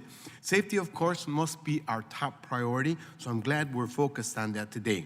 One area of safety I think we often overlook, however, is the long-term dangers that communities in close proximity or immediate adjacency to heavily industrialized areas and major rail infrastructure. More often than not, it is working-class communities and communities of color that run along railroad tracks. These are areas that need more infrastructure investment. Right where I live and the district I represent, we have trains and tracks running right through our neighborhoods by our schools. It's part of life. You hear the trains rumble at all hours of the day and night, and of course, we're all too familiar with block crossings. What we don't talk about enough are the environmental justice implications of block crossings. Those of us who don't live near railroad tracks may not see this, but I see it all the time in my district. A few weeks ago, the Chicago rep from CSX, Tom Livingston, gave me a tour of CREATE, a landmark public-private partnership to clear up congestion in Chicago. And my key takeaways: when we invest and bring government and the public sector together, we can provide real solutions. But there's still so much more we can do. On the northwest side, we get backups along Belmont between Pulaski and Kedzie Avenue. On the southwest side, by my home, we've got issues like the ones we see on Pulaski and 33rd Street. When block trains back up traffic, it's not just a nuisance or congestion, it's a health and safety issue as well. Idling trucks from the local freight and logistics operation lead to heavy tractor trailers idling right outside of schools and right through neighborhoods. There are plumes of smoke at times and the constant smell of thick diesel fumes. These are the kids that walk all along these congested truck routes. My question is, what happens to the families and the kids for whom this is their everyday? This is simply the air they breathe, day in and day out. What about their safety? So, Mr. Christoffels, in your testimony, you shared a lot about the success of the Alameda Corridor project. Can you talk about the added air quality and environmental benefit you've achieved by successfully completing grade separation projects? Yes, thank you for the question. I stated earlier in my testimony the crossings that we have eliminated through grade separation has reduced approximately 2,000 vehicle hours of delay per day. So that's 2,000 vehicles sitting there idling in these neighborhoods that you were just alluding to. That's pollution that these residents and children are not being subjected to. The same thing also in providing these crossings, we are moving the freight through their communities as opposed to allowing those trains to sit and stall and idle, which is also improving the air quality for those residents living in the area. And of course, there's beyond just the environmental, it's just a safety issue. We now have the ability to get students to their classrooms via these underpasses, where they will not be subjected to standing at a crossing and being in close proximity to the rail engines as they're traveling through their communities. Thank you. And do you believe that more federal funding for these grade separation projects and a dedicated funding stream would help? Absolutely, yes. Excellent. Now I want to turn to Alderman O'Shea, and maybe perhaps if time allows, back to Mr. Christoffels. Can you speak to some of the same concerns about blocked crossings and the resulting air quality issues that can arise from idling trucks and diverted traffic? Because in Chicago, the first person they call is the local alderman, as you know too well, Alderman O'Shea. And do you believe that the federal government could provide a more dedicated funding stream to build grade separated crossings? Thank you for the question. Something I didn't talk about in my testimony, but also is a problem in communities throughout the country, and I've certainly seen it when trains are stopped, maybe not necessarily blocking a crossing, but stopped because the modal facility or the yard they're headed to is crowded. They will sit in my community for hours at a time with the locomotive running, and that's a tremendous amount of pollution that the residents in that area will see. And like your neighborhood that you represent, the neighborhood that I represent, I remember when the Surface Transportation Board came out, they couldn't believe the proximity from the residential homes to the rail lines. I mean, literally in my community, there are homes 60 feet from the rail line. And when you have 5,000-foot-long trains with a locomotive running, idling for, in some cases, hours at a time, that's a tremendous amount of pollution being released in the air, which is really bad for a community. So although the problems I've seen in my community are a little different, that most certainly is a real problem. We've got to keep these trains moving. I think any community would understand that we need freight rail traffic. This is commerce, but we need the trains to move. And when they stop, whether it's blocking a crossing, which is dangerous to both pedestrians, but also dangerous and problematic and quality of life issues for motorists and community residents, stop trains that are idling is also a very serious issue as far as it pertains to pollution. So I would welcome any thoughts, any ideas to try to resolve some of these issues as it affects my neighborhood on the southwest side of Chicago. Thank you, sir. Thank you, Mr. Chairman, for your indulgence. I yield back. Thank you, Mr. Garcia. The chair now recognizes Ms. Wilson for 5 minutes. Thank you. Thank you, Mr. Chairman. Preventing grade crossing collisions and fatalities is a major challenge in Florida, where passenger and freight railroad tracks stretch across the state. I have watched several troubling videos of vehicles narrowly escaping Brightline trains in my district. While these incidents did not result in fatalities or injuries, so many others have. FRA data and news reports indicate that since 2017, at least 40 Brightline collisions have resulted in fatalities. It is absolutely incredible, and we have never experienced anything like this before in the railroad industry. Given this deadly increase, I urge FRA to review these incidents and issue recommendations. I encouraged Brightline to attend this hearing. They declined, but said they would include a statement for the record, because we need to find new effective solutions to this problem, because whatever everyone has been doing up to this point is simply not working. I have a few questions. Mr. Alexi, the rail line in Florida itself has been around for years as part of the Florida East Coast Railway. But Brightline began operating in 2017 and has dramatically expanded service. In the past, slower freight trains used the line, but Brightline now runs up to 20 trains per day, operating at an average speed of 80 miles per hour. Since Brightline launched 2 years ago, an average more than one person a month has been killed on the tracks, in a car, on a bike, or on foot. An analysis by the Associated Press found that this was the worst death rate per mile of any of the nation's railroads, and as of today, more than 40 lives have been lost. How is the FRA working with Brightline and local authorities to reduce incidents and fatalities? Thank you for the question. We're well aware of the issues down there, and it is important to us.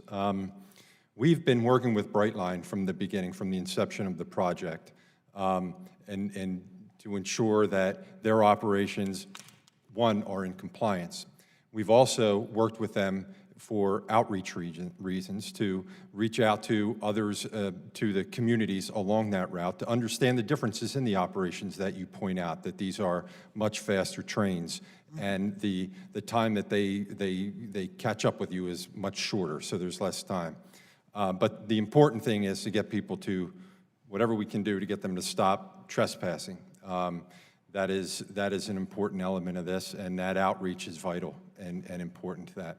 We also have, again, I've spoken about it before, about the grants that are available to do any type of grade crossing upgrades or improvements and the like, and also trespass prevention as well for local communities.